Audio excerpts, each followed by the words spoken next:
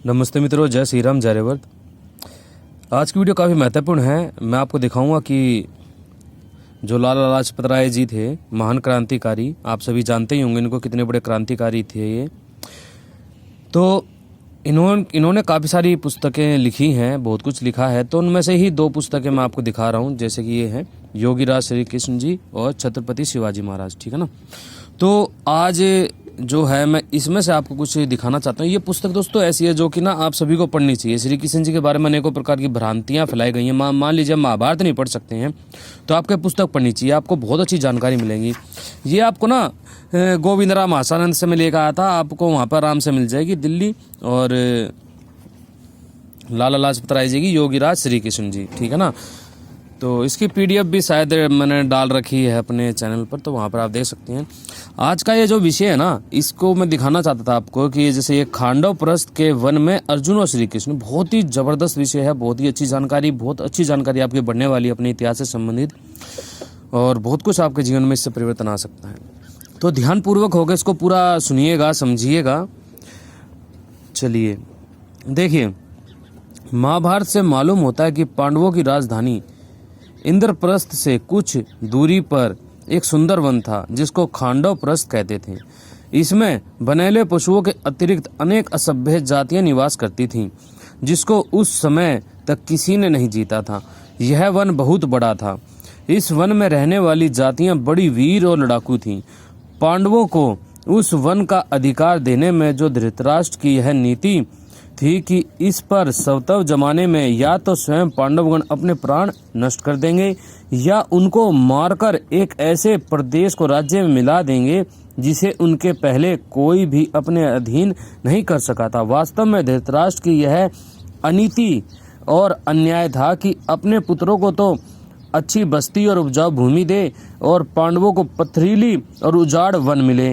धर्मवीर युधिष्ठिर स्वयं पर धृतराष्ट्र का इतना प्रभाव मानते थे कि उसने इस बात पर तनिक भी आशंका नहीं की और प्रसन्नचित्त होकर इस प्रांत को अंगीकार कर लिया। पांचों भाइयों में इतना प्रेम था कि किसी ने भी युधिष्ठिर के स्वीकार करने पर नाक भी नहीं चढ़ाई।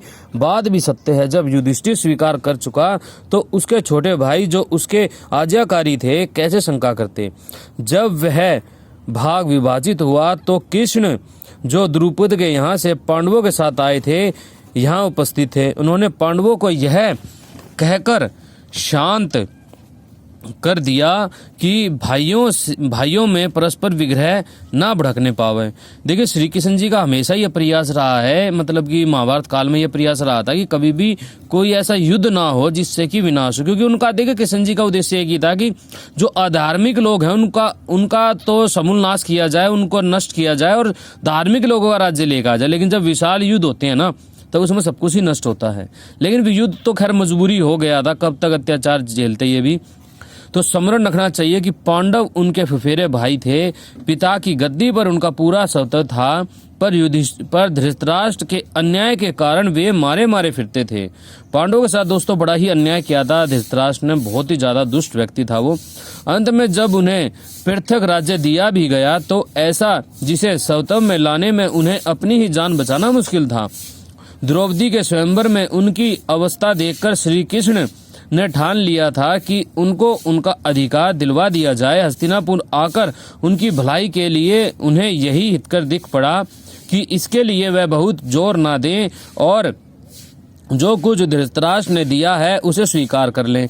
इन्हीं कारणों से जब पांडवों ने खांडव प्रस्थ को लेना स्वीकार कर लिया तो कृष्ण ने उनका साथ दिया, उस वन को काटने तथा बसाने में उनकी सहायता की। यहाँ तक कि वे तब तक द्वारिका नहीं गए जब तक इंद्रप्रस्थ अच्छी तरह बस नहीं गया और पांडवों का वहां पूरा अधिकार नहीं जम गया। पाठकगण, आप समझ गए होंगे कि सुभद्रा के विवाह के विषय में कृष्ण ने क्यों अर्जुन का पक्ष लिया था। उनकी हार्दिक इच्छा थी कि अर्जुन के साथ ऐसा संबंध बनाया जाए जिसमें बंधकर सारे यादव वंशी पांडवों की सहायता करने में विवश हो जाएं। इसलिए उन्होंने ऐसी युक्ति लगाई जिससे अर्जुन और सुभद्रा का विवाह हो ही गया। कृष्ण के वंश से यूं संबंध हो जाने से पांडवों को बड़ा सहारा मिला और सारे आर्यावर्त में उनकी प्रतिष्ठा बढ़ गई। शत्रु भी उनसे भय खाने लगे। दुर्योधन को भी लगा कि कृष्ण और उनके यादव वीर पांडवों की पीठ पर हैं।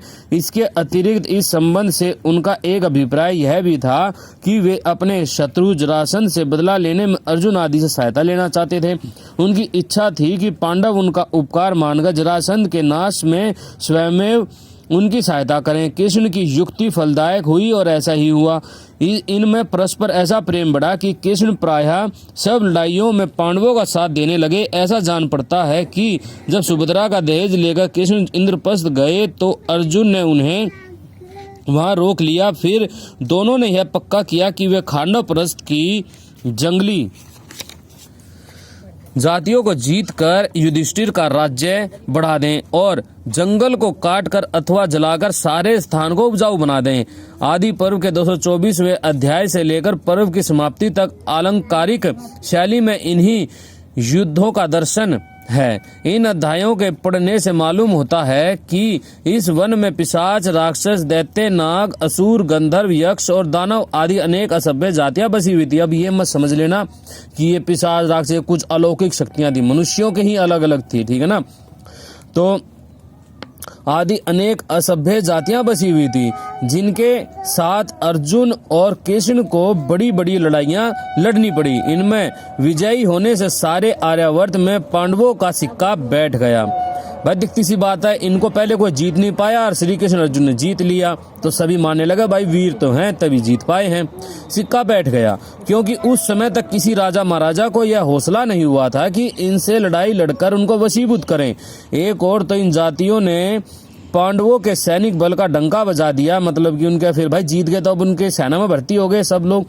दूसरी ओर महाराज युधिष्ठिर के न्याय और नीति की धूम मच गई। आप जब पढ़ेंगे ना तो आपको पता चलेगा कितना जबरदस्त राज्य था युधिष्ठिर जी का, बहुत जबरदस्त राज्य था। वेद विद्या के ज्ञाता युधिष्ठिर ने इस योग्यता के से प्रबंध मर्यादा को स्थापित कर दिया जिससे सारे देश में उनका यश फैल गया। सारे देश की प्रजा यही चाहने लगी कि वह भी युधिष्ठिर की प्रजा बनकर उसके धार्मिक व्यवहार से लाभ उठावे। इसका परिणाम यह हुआ कि एक एक करके अनेक प्रांत उसके राज्य में मिलते चले गए। बहुतों को उसके भाइयों ने जीतकर मिला लिया और बहुत से संधि और मेल से वश में आ गए। सारांश है कि थोड़े ही काल में महाराज युधिष्ठिर का राज्य दूर दूर तक फैल गया और सारे देश में कोई राजा महाराजा ना रहा जो सैनिक बल, सर्वप्रियता और सब प्रबंध सुप्रबंध में युधिष्ठिर के राज्य में थी। खांडवप्रस्थ के किसी युद्ध में अर्जुन ने मैं नामक एक पुरुष को जीवन दान दिया था। इस युद्ध की समाप्ति पर जब अर्जुन और कृष्ण इंद्रप्रस्थ लौट आए तो मैं उनके पास आकर बोला कि इस जीवन दान के प्रतिकार में मुझे आपकी कुछ सेवा करनी चाहिए। अर्जुन बोला, मैंने तुम्हारी जान बचाई है इसलिए मैं तुमसे उसके बदले में कुछ नहीं ले सकता। तुम स्वतंत्र हो, जहाँ चाहो जाओ और प्रसन्न रहो। मैं इसके उत्तर में बहुत आग्रह करने लगा और बोला, हे पांडुपुत्र, यद्यपि आपको यही उचित था जो आपने कहा, पर आपकी कुछ सेवा करने की मुझे उत्कट कामना है। मैं चाहता हूँ कि आपकी कोई सेवा करके अपनी प्रवीणता दिखाऊं क्योंकि मैं अपने को इस समय का विश्वकर्मा मानता हूँ। अर्जुन ने उत्तर दिया, हे मेरा सिद्धांत है कि मैंने तेरी जान बचाई इसलिए तुझसे बदले में कुछ ना लूं, पर यदि मेरी इच्छा कुछ दूसरी है तो तू कृष्ण की कुछ सेवा कर दे, इसी में मैं संतुष्ट हो जाऊंगा। यह सुनकर मैं कृष्ण से आग्रह करने लगा। अंत में कृष्ण ने कहा, हे मैं, यदि तू मेरे लिए कुछ करना चाहता है तो राजा युधिष्ठिर के लिए एक ऐसी राजसभा महल बना जो संसार में अपने आप में आदर्श हो और जैसी दूसरी कोई और ना बना सके। मैंने विनय पूर्वक इस आज्ञा को पूरी करने का निश्चय किया और कुछ काल में एक ऐसे विशाल और सुंदर राजभवन का निर्माण किया जिसे देखकर सारे राजा महाराजा आश्चर्य में पड़ गए और मैं बुद्धि कौशल पर वाह करने लगा। इसके विषय महाभारत में से बाद में आप सभी को दिखाऊंगा, समझाऊंगा और आप सभी देखना। दोस्तों ये काफी अच्छी जो है जानकारी है, आप सभी को भी ये पुस्तक जो है लेकर आनी चाहिए, पढ़नी चाहिए। और ये छत्रपति शिवाजी महाराज की है, इसके अंदर मतलब कि मुख्य मुख्य काफ़ी कुछ इसके अंदर जानकारी दे रखी है उनके जीवन से संबंधित। ये भी मैं आप सभी को मैं दोबारा अपना जो है ना, ये पुस्तक में बस बहुत सारी अलग अलग पुस्तक हैं, तो मैं अपना फिर से अपना स्वाध्याय बढ़ा रहा हूँ। महाभारत, रामायण और इन पुस्तकों को फिर से पढ़ रहा हूँ, मनुस्मृति आदि सब कुछ दोबारा पढ़ूंगा दोबारा से। तो मैं ये सब कुछ आपके साथ में साझा करूँगा वीडियो बनाकर।